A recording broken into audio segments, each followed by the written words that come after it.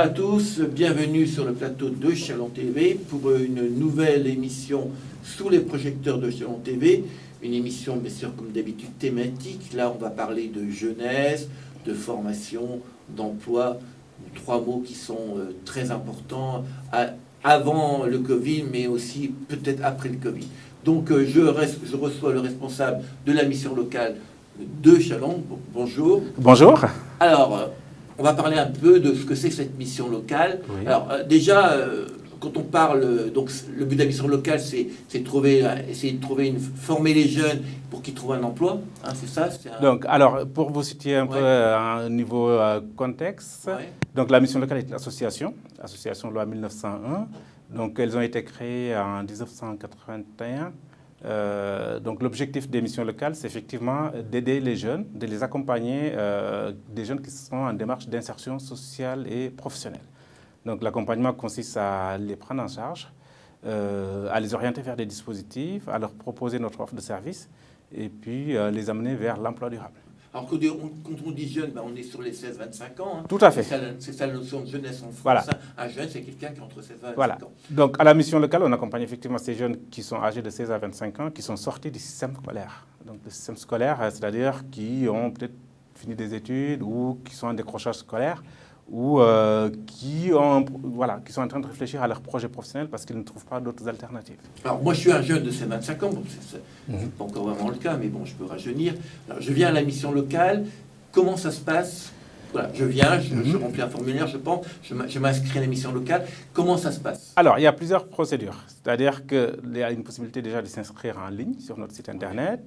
Il y a une possibilité de s'inscrire par téléphone. Et puis, il y a une possibilité de s'inscrire sur le flux. C'est-à-dire, tous les jours, il y a un conseiller qui assure le flux. C'est-à-dire, sans rendez-vous. Je pousse les portes de la mission locale, je viens pour m'inscrire. On est reçu tout de suite par un conseiller qui prépare avec nous le dossier d'inscription et qui nous attribue à un conseiller référent qui démarre le suivi le plus rapidement possible. Alors, concrètement, je m'inscris, voilà. Je suis inscrit, je suis content. Ouais. Et qu'est-ce qui se passe après? Alors, qu'est-ce qui se passe? Donc, nous, on est aussi portés par l'État, les collectivités. Vous êtes un service public, même si vous êtes associatif? Nous avons une mission, une association avec une mission de service public. de service public pour l'emploi. D'accord? Donc, on est à la fois porté par l'État, les collectivités. Donc, dans le cadre des politiques de l'emploi, il y a des dispositifs que nous portons et que nous mettons en œuvre auprès des jeunes, auprès des partenaires. C'est comme, exemple, les contrats aidés, c'est comme la formation. Donc, la formation, effectivement, c'est la région qui finance, par exemple, les formations qualifiantes. Mais la mission locale est prescripteur sur ces dispositifs. C'est-à-dire, on a la main pour inscrire, orienter les jeunes vers tous ces dispositifs. Après, nous, le dispositif socle que nous avons, qui est le support de tout accompagnement en mission locale, ça s'appelle le parcours d'accompagnement contractualisé vers l'emploi et l'autonomie. Oui, c'est un peu long, alors voilà. Ça veut dire quoi concrètement? PACEA. Donc PACEA, c'est juste, ça permet de définir le cadre de l'accompagnement et les étapes du parcours du jeune. Donc, et ce qu'on lui propose aussi pour aller jusqu'à la concrétisation de son projet professionnel ou de son... Voilà. Alors, donc moi je suis un jeune, vous me recevez, vous voyez un petit peu quel est mon parcours, c'est ça? On fait le point, on fait un état des lieux. Le point des compétences, le point des lacunes. Des lacunes, voilà. Et après, vous avez-vous un moment de formation de ces jeunes ou pas? Tout à fait, tout à fait. On a des moments de formation, il y a plusieurs choses. C'est-à-dire déjà, il y a un travail qu'on appelle le diagnostic approfondi. C'est-à-dire un jeune qui se présente pour la première fois. Donc une fois qu'il est inscrit, il y a un travail de diagnostic que nous faisons. Donc c'est pour faire un état des lieux de l'ensemble de ses compétences, ses atouts, ses freins. Et puis c'est de là que découle le besoin d'accompagnement. C'est-à-dire que si on voit qu'il y a un décalage entre les attentes des jeunes, on voit qu'il y a un besoin d'entrée en formation. Effectivement, on va travailler vers une entrée en formation pour aller par la suite vers l'étape suivante qui est l'emploi.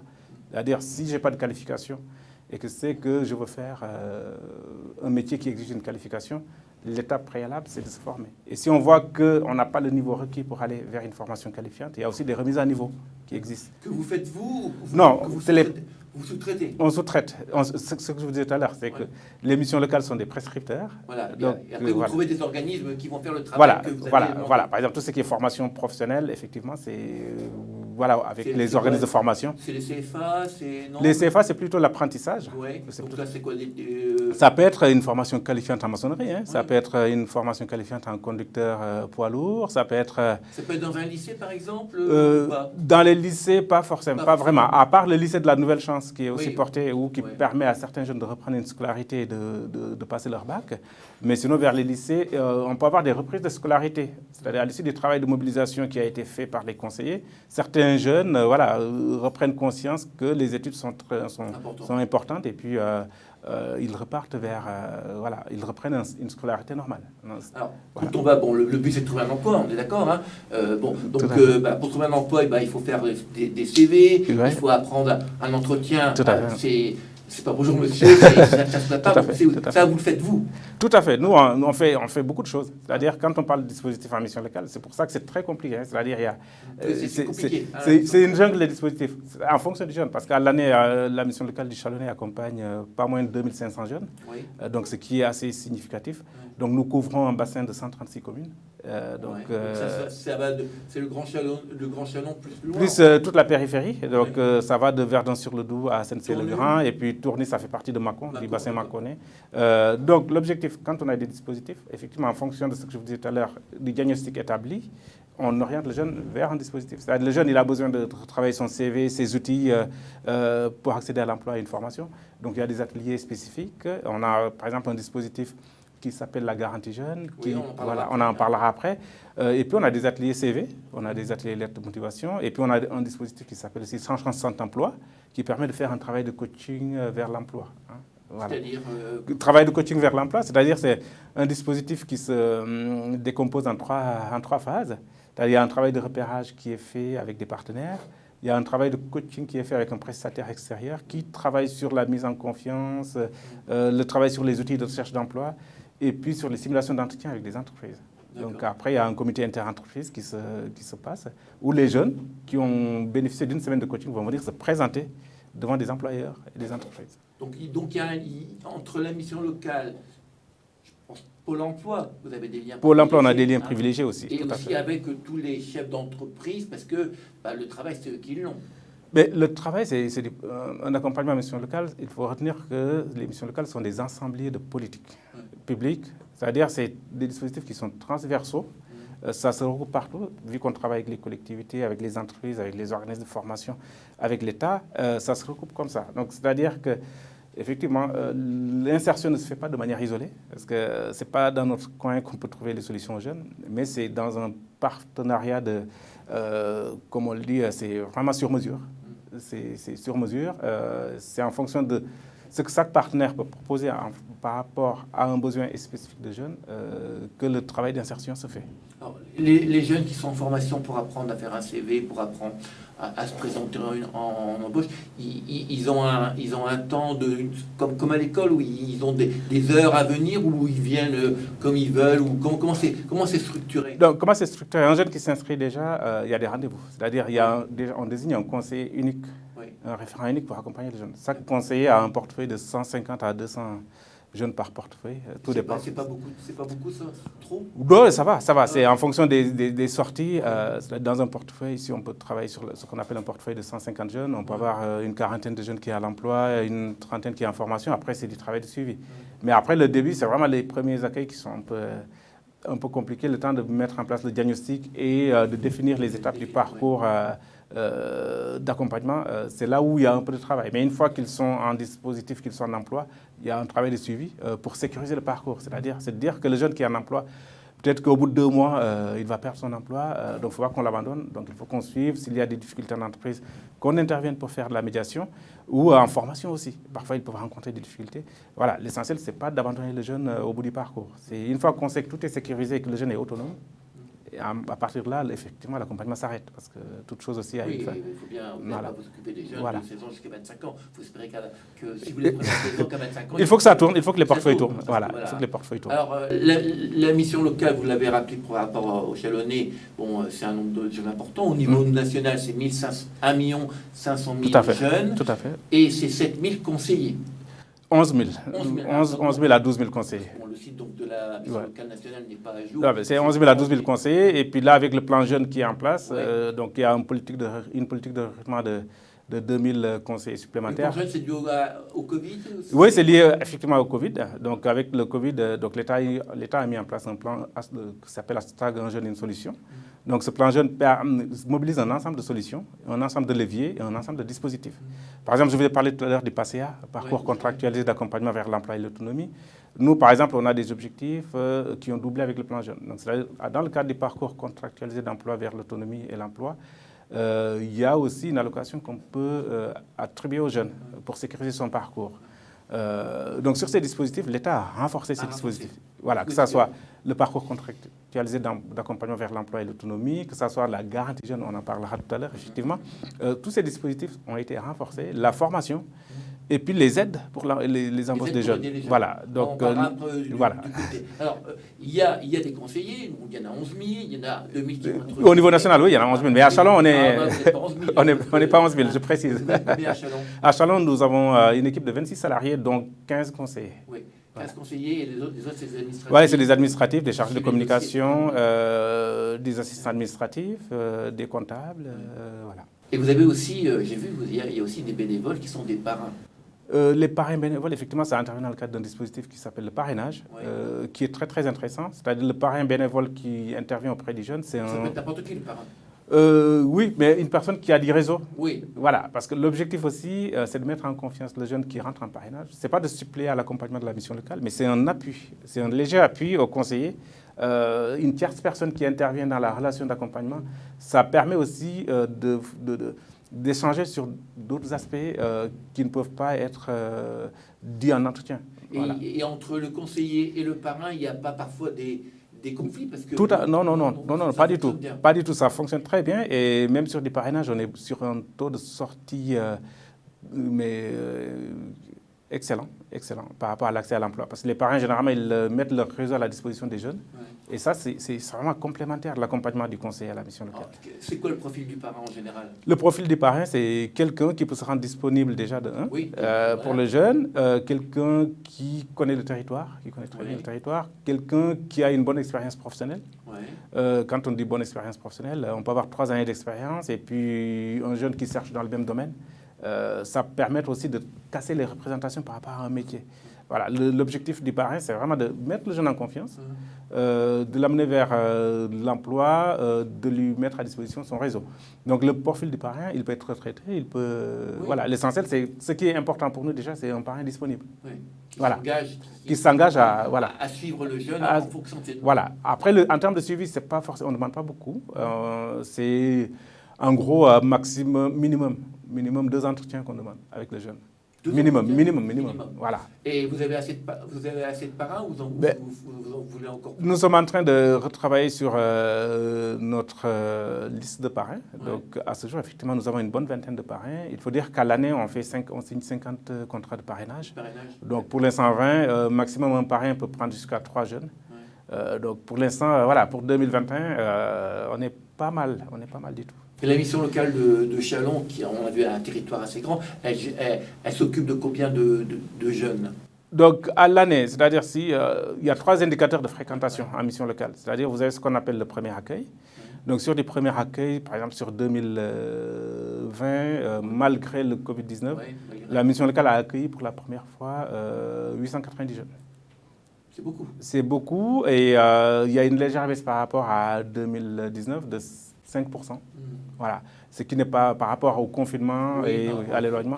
Donc ça veut dire qu'il y a un bon niveau de fréquentation sur le premier accueil. Le premier accueil, c'est les jeunes qui viennent s'inscrire pour la première fois. Voilà. Après, il y a ils voient un conseiller. Ils voient un conseiller tout de suite. C'est ça. Le premier accueil, c'est je m'inscris, je vois un conseiller. Voilà. Première étape. Après, deuxième étape, il y a ce qu'on appelle l'accompagnement. Donc l'accompagnement, c'est les jeunes déjà qui sont en stock, qui n'ont pas trouvé de solution, et puis les premiers accueils qui s'y ajoutent. Donc un jeune aidé en accompagnement, s'il a bénéficié d'un entretien, d'une information collective, parce que parfois on organise aussi des réunions d'information collective, ou d'un atelier au cours de l'année. Atelier de quoi? Atelier CV, lettre de motivation, réseaux sociaux, voilà, tous ces ateliers-là. Donc à l'année, nous en avons 2500. 2500. Voilà, 2500. Donc, ça veut dire que le territoire est dynamique, il y a un bon taux de fréquentation de la mission locale. Et puis, les jeunes, en termes de solutions, c'est-à-dire 40% des jeunes sortent à minimum avec une solution sur les jeunes accompagnés. C'est bien.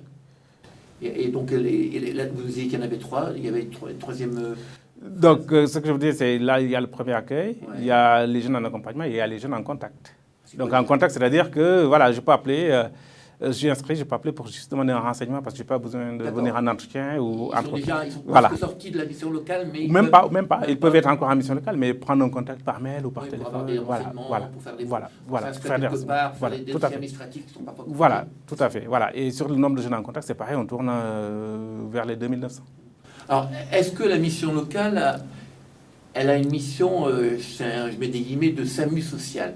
Est-ce que vous aidez concrètement, alors on comprend que vous aidez les jeunes à trouver un emploi, à se former, à faire des CV, tout ça, mais des jeunes qui sont dans la précarité, et malheureusement, c'est de plus en plus fréquent, et avec le Covid, ça augmente. Est-ce que vous avez une mission de SAMU social? Est-ce qu'un jeune, par exemple, qui dit, voilà, écoutez, moi, j'ai pas mangé, est-ce que vous apportez une aide? Est-ce que le département apporte une aide? Est-ce qu'il y a une aide financière donnée par la mission locale?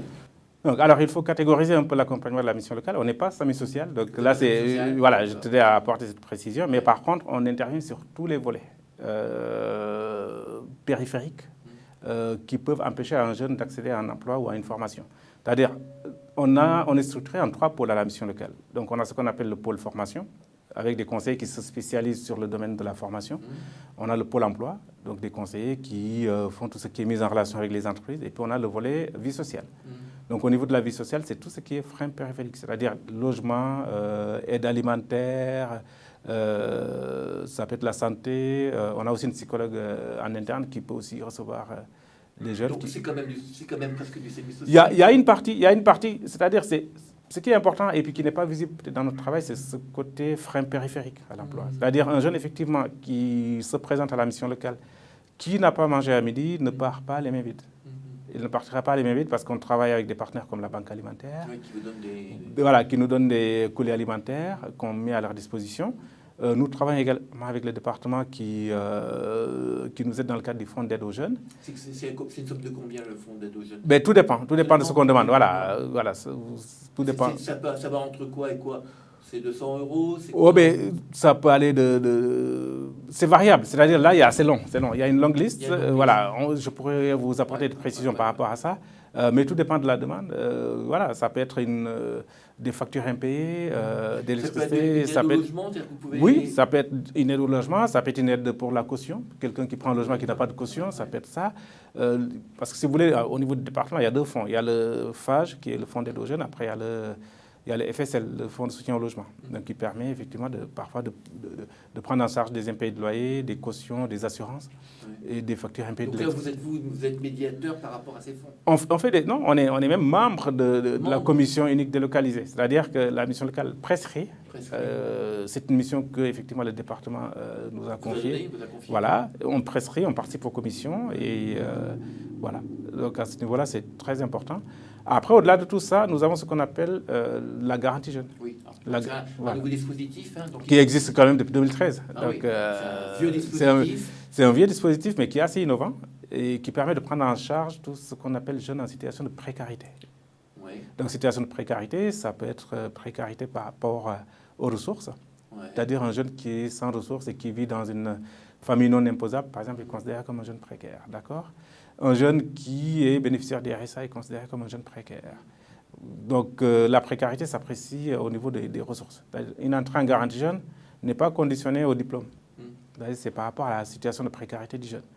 Donc, il y a quelques critères. Il faut être ni en emploi, bien sûr, ni en formation, et puis ni en éducation pour entrer en garantie jeune. Donc, dans le cadre de la garantie jeune, effectivement, il y a un accompagnement qui se fait dans un premier temps au niveau collectif. Oui, donc une sorte de formation collective, c'est ça? Ce n'est pas forcément une formation, mais c'est des ateliers. Des ateliers. Voilà, en fonction des besoins des jeunes, c'est non, ça? pas forcément, c'est un programme. C'est un programme, voilà. C'est cadré. C'est cadré, et puis ce qui est aussi intéressant au niveau de la garantie jeune, nous avons aussi, on va dire, des partenaires extérieurs qui interviennent sur des thématiques particulières au niveau des ateliers. Donc, sur les 3 premières semaines La garantie jeune, c'est que du collectif. D'accord. Voilà, donc on travaille les CV, l'aide de motivation, le logement, la santé, le budget, les addictions aussi, on les travaille. Par rapport aux addictions, vous faites venir des intervenants extérieurs. Il y a le CERN, par exemple, qui intervient sur des ateliers addictions. Sur le logement, on a l'ADIL qui intervient. Sur le budget, on a le Crédit Agricole qui intervient. Donc voilà, on a un... Vous avez des partenaires. C'est pas vous qui faites, vous sous-traitez. Non, on a des conseillers dédiés. C'est-à-dire sur la garantie jeune à Châlons, on a une équipe de 4 conseillers. Donc à l'année, sur 2021 par exemple, on a un objectif de 250 jeunes à faire intégrer en garantie jeune. 250. Voilà, donc après on est sur une fourchette entre 170 et 250. Alors, Voilà. ces jeunes, ils ont aussi une sorte d'indemnité comme les services. Il y a une allocation mensuelle de 497 €, donc pendant les 12 mois d'accompagnement. Et ces jeunes, bon, ils rentrent, ils ont 3 semaines de formation, de stage, de conférences, etc. Ouais. Et après, qu'est-ce qu'ils font? Et après, il y a un suivi individuel renforcé. Ouais. C'est-à-dire toutes les semaines, Ils voient leur conseiller. ils voient leur conseil. Tout à fait, c'est ça. Tous les vendredis, ils passent, ils justifient de leur démarche, ce qu'ils ont fait. S'ils ont fait des demandes d'emploi. Des demandes d'emploi, voilà. Et puis si nous, on a aussi des choses à leur proposer, parce que les employeurs nous sollicitent aussi, nous mettent à disposition des offres d'emploi. On leur fait la proposition, on les positionne. S'ils veulent faire une formation aussi, c'est possible, parce que la garantie jeune est cumulable avec de la formation. On les oriente aussi vers des dispositifs de formation. Et est-ce que, bon, parce que nous, on a eu ici un jeune garantie jeune, hein, Oui. donc lui nous a dit que il gagnait cette somme, hein, Oui. il avait des stages de 15 jours à faire. Tout à fait. Donc il en a fait 3, donc il doit faire des stages régulièrement pour essayer de trouver leur voie, c'est ça? Mais la garantie jeune, l'objectif, c'est l'emploi d'abord. Oui. L'emploi d'abord, c'est avec les jeunes qui rentrent en garantie jeune, il doit multiplier les mises en situation professionnelle, c'est-à-dire les stages en entreprise. S'il n'a pas trouvé d'emploi ou de formation, effectivement, le stage en entreprise permet de multiplier les expériences et d'aller vers quelque chose de concret en termes d'employabilité. Alors, quel est le profil c'est difficile à définir parce qu'il y a autant de profils qu'il y a de jeunes, mais globalement, quel est le profil de tous ces jeunes de 16 à 25 ans qui viennent à la mission locale? C'est quoi leur profil? C'est quoi leur profil? Déjà, ils sont en démarche d'insertion. Déjà, ça, c'est l'objectif que nous avons en commun. Après, les profils sont variés. Ça dépend des indicateurs qu'on prend. C'est-à-dire que si on part de l'indicateur, on va dire, par rapport à la scolarité au niveau d'études, c'est variable. C'est-à-dire on parlait du niveau 6 au niveau 1. Hein. Le niveau 6, c'est quoi? C'est quelqu'un qui n'a pas du tout de diplôme. Oui. Voilà, et le niveau 1, c'est un niveau master validé. Ouais. Donc vous avez des diplômés mais on a de tout. C'est-à-dire que sur 2020, par exemple, nous avons 60% de diplômés, quasiment. Voilà, les jeunes qui ont du niveau CAP validé jusqu'au niveau master. Et ces jeunes-là, ils sont à la mission locale et ils peuvent être aussi à Pôle emploi. C'est pas incompatible.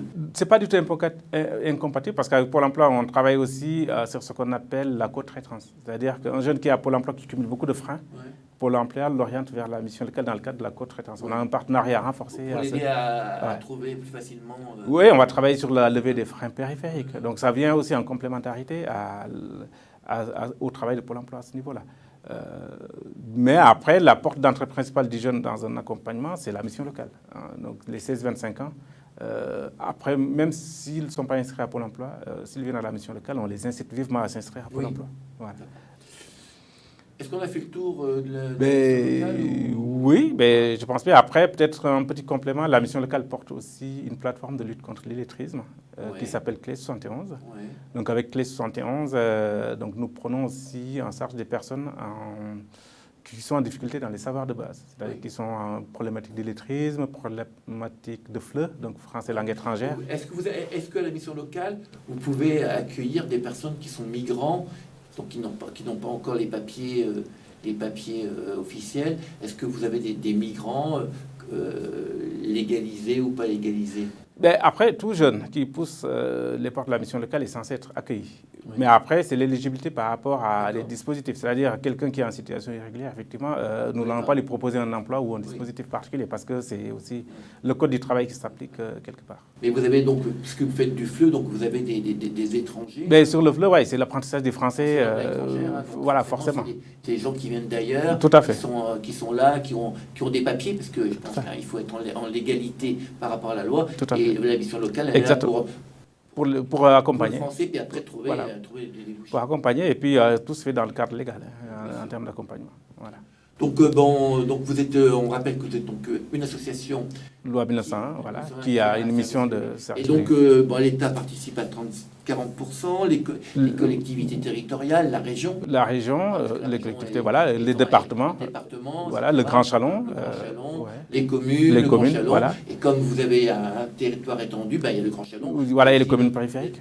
Tout à fait. Et donc, ça vous permet de développer notre activité. Voilà. Après, on organise aussi un forum annuel de l'emploi qui s'appelle Top Emploi. Donc, cette année, c'est prévu pour le 30 septembre. Ah, c'est quoi? Au Colisée. Donc, le forum de l'emploi, ça permet de mettre en relation les jeunes et les entreprises. Donc, c'est-à-dire, c'est un forum où les employeurs viennent avec des offres. Oui. Donc, c'est toute la journée. Alors, est-ce que c'est ce forum de l'emploi où il y a des chefs d'entreprise qui viennent avec des offres d'emploi? Voilà. Est-ce que c'est réservé uniquement pour les jeunes de la mission locale ou est-ce que c'est ouvert à tous les jeunes? C'est ouvert à tous les jeunes du bassin.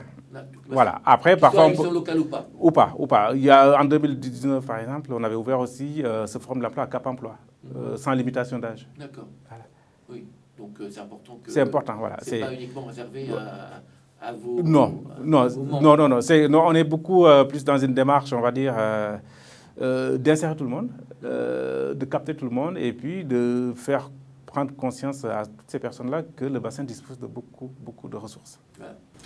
Écoutez, merci. Donc, la conclusion, c'est que pour les jeunes de 16 à 25 ans qui sont dans la précarité, quelle que soit cette précarité, il y a une structure qui existe, c'est la mission locale. Et qui est située au 49 avenue Boussicot. Donc, 49 avenue Boussicot. Et vous vous inscrivez, vous franchissez la porte, vous aurez un conseiller. Un conseiller qui et après, vous verrez si ce qu'on vous propose correspond à ce que vous attendez. Mais bon, vous avez une aide qui est concrète, qui va vous aider à essayer de sortir un petit peu de votre précarité. Donc n'hésitez pas, jeunes de 16 à 25 ans et parents qui ont des jeunes de 16 à 25 ans, de dire à vos enfants ou d'aller à la mission locale et de voir un petit peu ce qu'elle propose. Et forcément, ça peut être que positif pour vous. Merci de cette... parce que c'est quand même la mission locale, elle est quand même assez peu connue, peut-être plus connue par les jeunes, mais peu connue du public, parce qu'on mélange avec le Pôle emploi. Bon, il y a tellement en France, on est dans un pays où il y a beaucoup de structures, et chacun faisant un petit peu quelque chose. Donc c'est bien que les structures travaillent ensemble, en coopération. Tout à fait. Donc merci, puis voilà, à bientôt pour une prochaine émission de Chalon TV. Merci à vous.